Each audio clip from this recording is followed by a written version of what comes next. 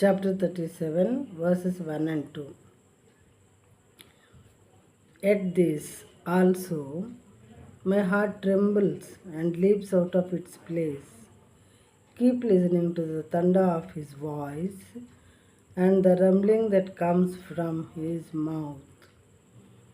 In Telugu, దీనిని బట్టి నా హృదయం వణుకుతున్నది, దాని స్థలములో నుండి అది కదిలింపబడుతున్నది.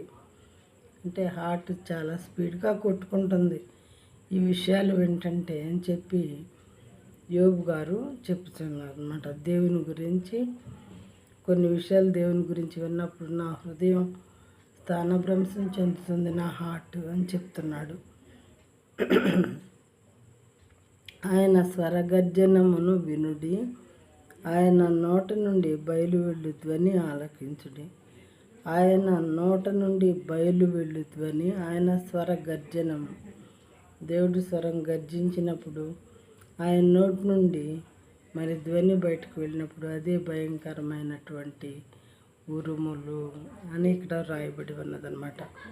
అంటే ఉరుములు ఎక్కడి నుండి వస్తున్నాయి? దేవుని స్వర గర్జన నుండి వస్తున్నాయి. తర్వాత ఆయన సింహాసనంలో నుండి కూడా వస్తూ ఉన్నాయి అని ప్రకటన గ్రంథంలో కూడా ఉంది.